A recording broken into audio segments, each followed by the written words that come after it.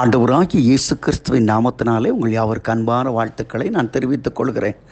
மற்றொரு இனிய காலை பொழுதில் உங்களை சந்திப்பதில் மிகுந்த மகிழ்ச்சி. இன்றைக்கு நான் உங்களோடு சொல்லப்போகின்ற கர்த்தருடைய வார்த்தை ஏசாயா 52 அதிகாரம் 12 வசனத்தை முன்வைக்கிறேன். கர்த்தர் உங்கள் முன்னே போகிறார். கர்த்தர் உங்கள் முன்னே போகிறார். ஆண்டவராகிய கர்த்தர் ஒரு நாளும் பின்னே இருக்கிற தேவன் அல்ல. அவர் முன்னும் பின்னும் நம்மை சூழ்ந்திருக்கிற தேவனாய் இருக்கிறாரே தவிர, இங்கே அருமையான ஒரு வார்த்தை சொல்லு, கர்த்தர் உன் முன்னே போகிறார்.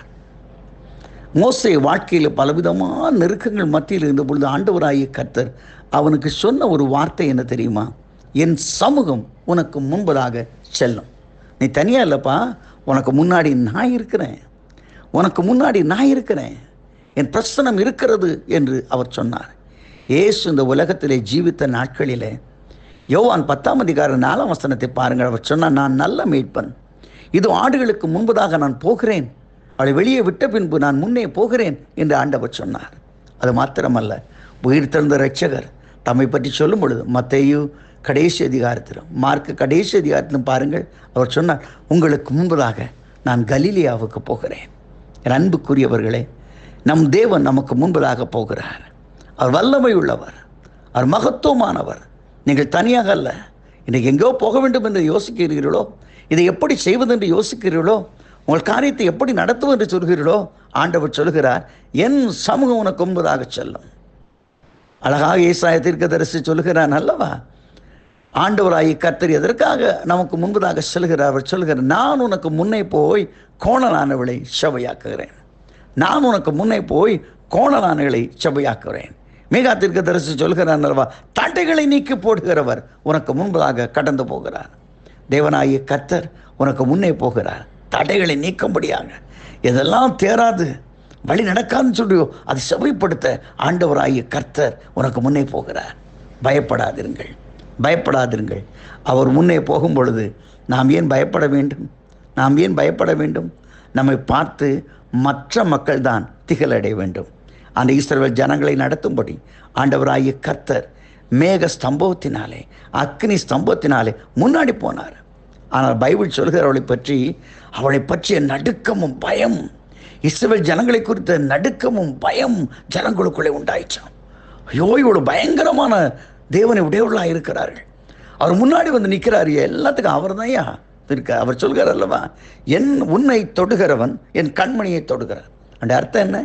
என்னை தாண்டி தான்ப்பா உள்ளே வர முடியும், என்னை தொடாமல் ஒன்றை தொட முடியாது, நான் இருக்கிறேன் என்று சொல்கிறார்.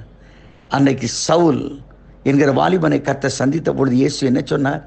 சவுலே சவுலே, ஆண்டவரே நீர் யார்? முள்ளிலே உதிக்கிறது கடினமான அல்லவோ, நீ நிந்திக்கிற, நீ துன்பப்படுத்துகிற இயேசு நானே. இயேசு யாரை துன்பப்படுத்தினான்? சீஷர்களை.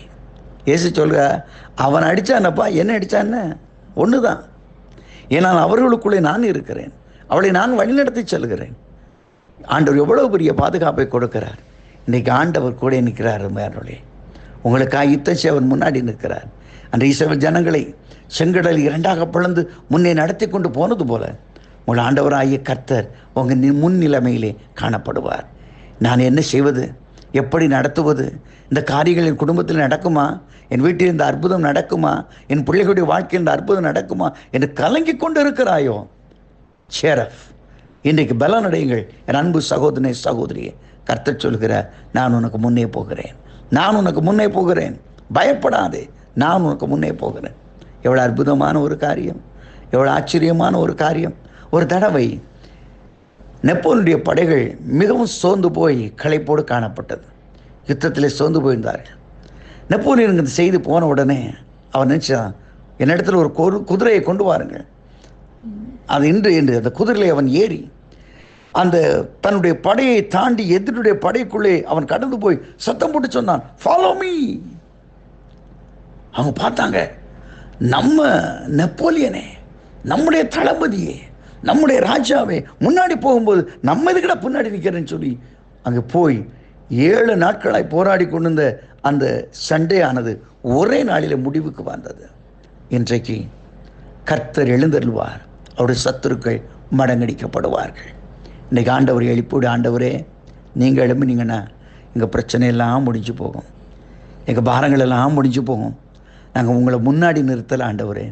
எப்போவுமே நாங்கள் தான் ஃபஸ்ட்டு இருந்துக்கிறோம், நீங்கள் பின்னாடி இருக்கிற மாதிரி இருக்குது. இன்றைக்கி ஒரு முடிவு எடுக்கிறேன், உங்களை முன்னாடி வைக்கிறேன்ப்பா. எஸ்ஸப்பா, எனக்கு முன்னாடி நீங்கள் வாங்க. எப்படி நடக்கணும்னு எனக்கு தெரியாது, நான் எங்கே போகிறேன் எனக்கு தெரியாது, என்ன கேட்குறேன்னு தெரியாது. நீங்கள் முன்னாடி வாங்க. நீங்கள் முன்னாடி வந்தால் எல்லாமே சாத்தியமாகும். சாத்தியமாகாத காரியங்கள் எல்லாம் சாத்தியமாகும். அன்றைக்கு மரியாள் அம்மையார் அவர்கள் அங்கே இருந்த மக்களை பார்த்து காணா ஒரு கல்யாண வீட்டிலே சொன்னார்ல, அவர் என்ன சொல்கிறாரோ அதன்படி நீங்கள் செய்யுங்க. மாப்பிள்ளை வீட்டுக்காரங்க என்ன சொல்கிறாங்க, பொண்ணு வீட்டுக்காரங்க, அதெல்லாம் வேண்டாம், அவர் என்ன சொல்கிறாரோ அதன்படி செய்யுங்கள். அவர் சொன்னார், செய்தார்கள், அற்புதத்தை கண்டார்கள். இன்றைக்கும் உன் காரியங்களை ஆண்டவரிடத்தை சொல். அவர் எல்லாவற்றையும் நிறைவேற்ற வல்லமை உள்ளவராக இருக்கிறார். அவர் நடத்துவார், அவர் வழி நடத்துவார். உனக்கு முன்னே அவர் போவார். இன்றைக்கு அந்த பிரசன்னத்தை நீ உணர்வாய்.